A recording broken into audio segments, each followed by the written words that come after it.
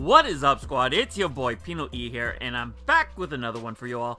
Do me a favor, stop what you're doing, help the channel grow, smack that like button, share this video, and if you're new around here, subscribe. Now let's get into it. Let's kick today's video off with Vans and a look at the upcoming Supreme Vans Skate Mid Pro collection. You all know I keep it 100 with you all the time, so let's be real, this collection is garbage. The collection comes in blue, yellow, pink, and black colored uppers made of premium suede with velvet leopard print, with Supreme branding found on the heels. Garbage or not, these are gonna sell out, and they're available March 2nd in New York, LA, Paris, and online, followed by a March 4th release in Japan. Over to Diadora, and for anyone old enough to remember, Diadora was quite a huge company back in the 80s and early 90s, especially so in the UK. Feeling a little nostalgic, Diadora has decided to release the 80s in the UK collection, which includes apparel, along with multiple colorways of the B Elite sneaker silhouette in both men's and women's sizing. The footwear is decent, but a little too plain for my styling, but I have to say I do like those sweaters. But for any of you watching who like any of this collection, then check your local Diadora retailers now, because it's all available at global retailers. Now this pair's more to my liking. This freshly released V7000 Beretta comes in a bijou blue and white colorway and features a synthetic mesh upper with suede overlays in a printed sock liner. Also featured on the heel of the shoe is embroidered branding on one heel and 53 degrees on the other, and to be completely honest, I have no idea what that 53 degrees is about. If you want them, look for them now at select retailers like a few.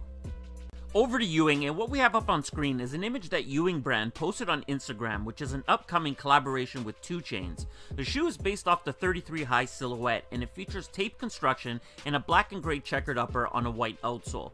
Decent looking in my opinion. Stay tuned for more info.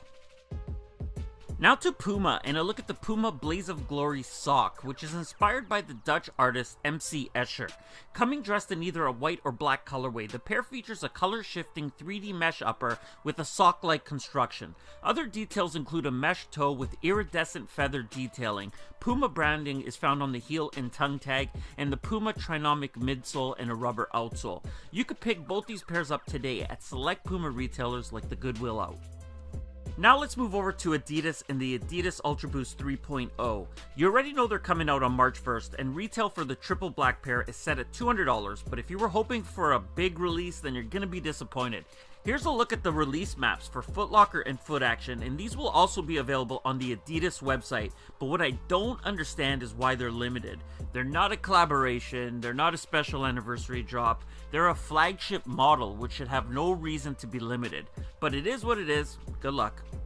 I've also spoke about the Adidas Harden Volume 1 Fear the Fork, and that they're coming out this Saturday, March 4th for $140, and we also have the Foot Locker release map for these as well.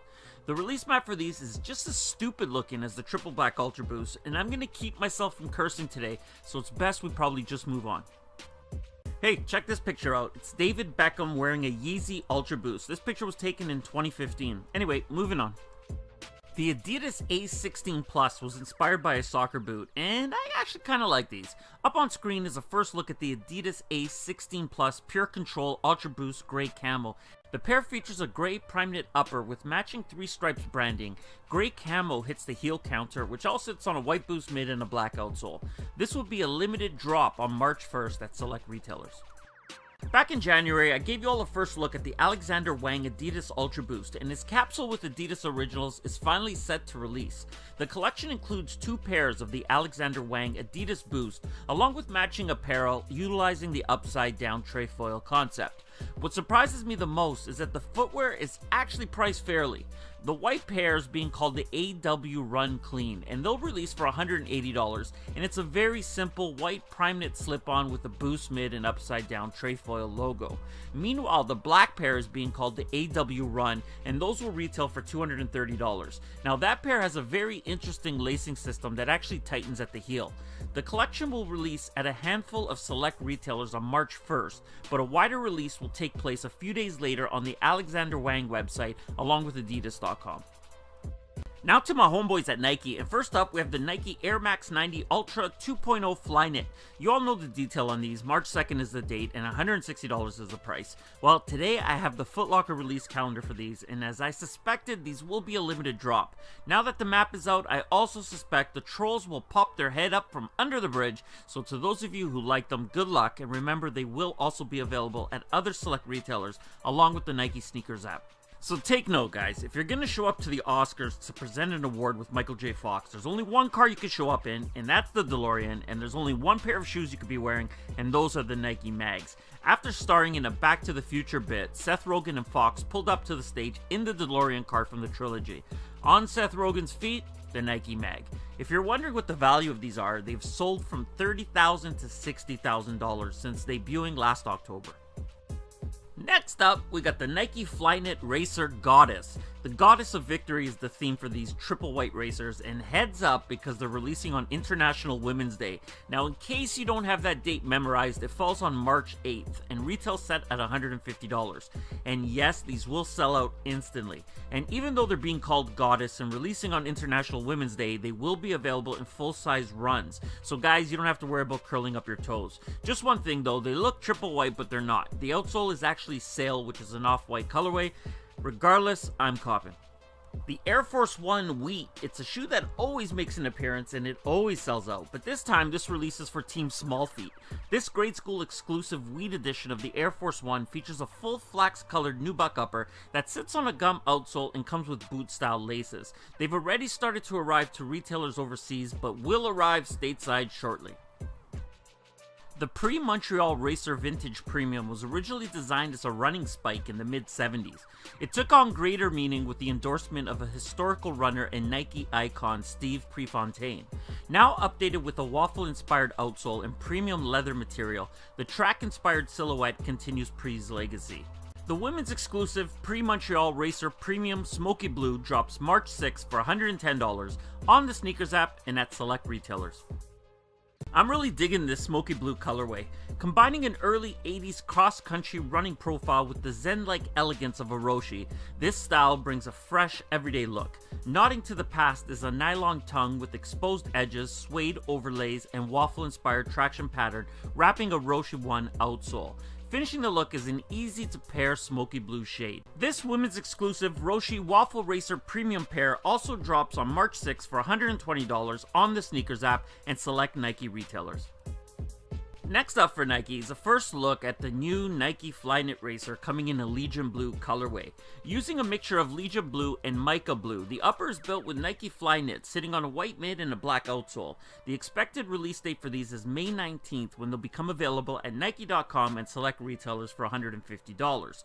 So here's today's question to you all. What do you think of the racers? In my opinion, Nike is obviously trying to respond to the Ultra Boost, and they've been coming with some dope colorways and I like them. Anyone excited for these racers, or are you over it and have you moved on to Adidas?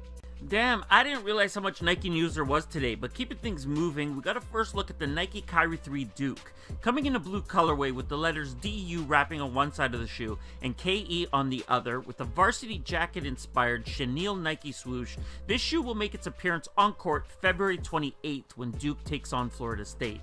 The pair will release, however, on March 10th for $120 on Nike.com and on the Sneakers app. Over to Jordan Brand, and first up we have a first look at a grade school exclusive Rare Air. This pair continues with the Jade theme that we see in the upcoming Air Jordan 6 GS Hyper Jade, and it's built with a black base nubuck upper with Hyper Jade accenting on the tongues, Air Jordan logo, and tongue tag. Completing this pair off is a stitched Nike Air on the heel, a white midsole, and a matching black outsole. Some retailers like Bait already have these out for sale, and they will be making their way to Nike.com very soon for $95. I've showed you all plenty of looks of the Air Jordan 4 Pure Money, but today on Instagram I shared a photo that captures a special detail that was also included in the 2006 pair. That detail lies on the inside of the heel tabs. Pure Money stitched to the inside of the heel tab using a tonal color. Jordan Brand has been known for knowingly or unknowingly leaving out small details on their retros, and people have been rightfully pissed in the past, so them nailing this one is dope. Remember, May 13th is the date and $190 is the price. And last up for today, we get a better look at the Air Jordan Retro 1 High OG that I posted a couple weeks back, and it does appear that this shoe is actually the metallic red pair. There's still not a date for this release, but they will be dropping this year, so stay tuned for more.